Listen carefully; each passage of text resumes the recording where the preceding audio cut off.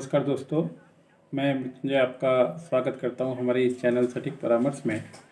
और आज एक क्वेश्चन हम लोग के पास आया हुआ है कि which certificate use to get railway tender. यानी ये जानना चाहते हैं कि अगर रेलवे का टेंडर इनको लेना है तो उसके लिए उनके पास कौन कौन सा सर्टिफिकेट होना चाहिए या कौन कौन सा कागज़ होना चाहिए। देखिए, बहुत तरह का रेलवे में टेंडर होता है। कोई मान लीजिए स्क्रैप के लिए करता है, कोई अपना जो है मेंटेनेंस के लिए करता है, कोई जो है आइटम सप्लाई के लिए करता है। बहुत से अलग अलग इवेंट हैं और रेलवे बहुत बड़ा यूनिट है। तो फिर भी हम लोग एक आपको जनरल गाइडलाइन दे देते हैं कि कौन कौन सा सर्टिफिकेशन आपको चाहिए ताकि आप रेलवे के साथ कोई भी टेंडर में बिडिंग कर पाएँ। तो सबसे पहले आपके पास अपना कंपनी होना चाहिए, कंपनी ज़रूरी है। उसके बाद फिर अगर आप लॉगिन कंपनी वगैरह है आपके पास, अगर सिर्फ आप मान लीजिए ऑनलाइन फॉर्म फिलअप करना चाहते हैं तो उसके लिए आपको डीएससी होना चाहिए।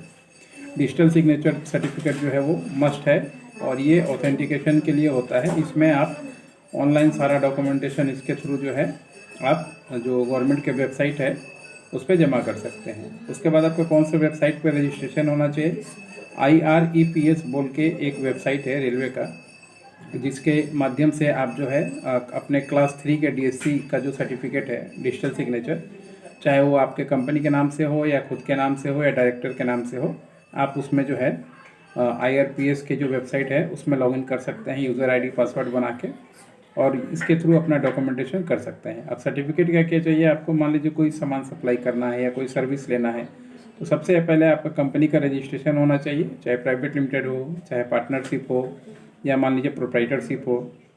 उसके बाद उस नाम से कंपनी का पैन कार्ड होना चाहिए, कंपनी का करंट अकाउंट होना चाहिए और फिर कंपनी का GST जो है होना चाहिए। अब बहुत जगह टेंडर में आपको मिलेगा कि मिनिमम 3 साल का भी मांगेगा कि 3 साल पुराना कंपनी होना चाहिए, और बहुत जगह टेंडर में जो है वो नए कंपनियों को भी अलाउ करता है। तो वो आपको देख लेना पड़ेगा डॉक्यूमेंट्स में, जो उसका बिडिंग का डॉक्यूमेंट्स है कि वो 3 साल पुराना मांग रहा है या नया मांग रहा है। इसके साथ बहुत सारे ऐसे ही सर्टिफिकेट हैं जैसे उद्यम बोल के सर्टिफिकेट है।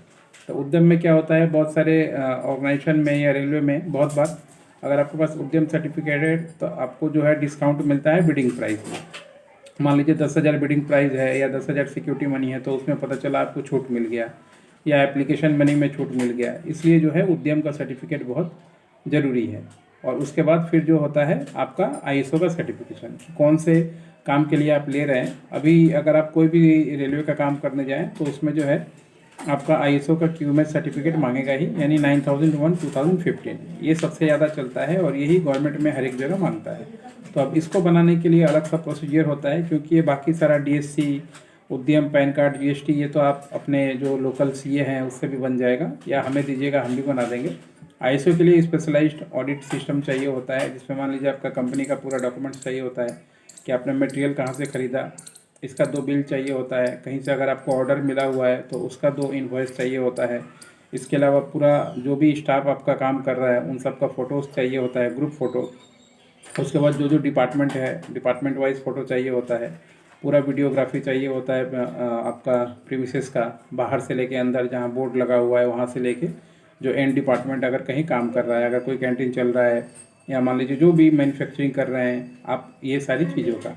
उसके बाद फिर जाके उसके बेस पे ऑडिट का फाइल बनाया जाता है और वो फाइल जमा किया जाता है। फिर उसमें स्कोप दिखाया जाता है कि कौन कौन से सेगमेंट में आप काम कर रहे हैं, उसका जो प्रूफ आपने दिया है उसके बेस पे आपको स्कोप मिलता है। और फिर वो स्कोप्स को लेके आपके कंपनी का नाम, आपका कंपनी का एड्रेस, अगर 2 जगह एड्रेस है मैन्युफैक्चरिंग या सर्विस तो 2 जगह आपका एड्रेस दे के फिर जाके सर्टिफिकेशन जो है होता है।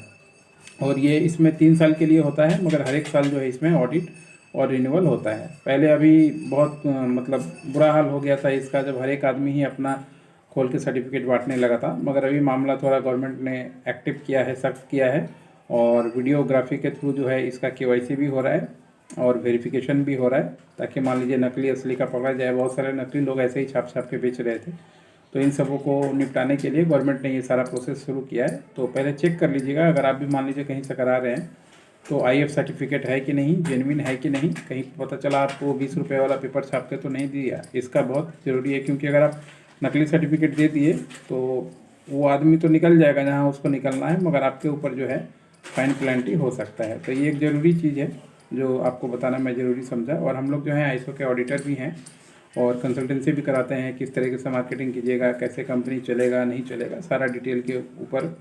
और लगभग समझिए तो 15 साल का एक्सपीरियंस है, तो हम लोग को समझने में ज़्यादा टाइम नहीं लगता कंपनी का मैटर या कंपनी से रिलेटेड प्रॉब्लम, क्योंकि हर एक आदमी का प्रॉब्लम अलग होता है, हर एक आदमी का सेगमेंट अलग होता है। तो नीचे जो नंबर दिया है 9230222490, इस पर आप लोग जो है कमेंट कर सकते हैं।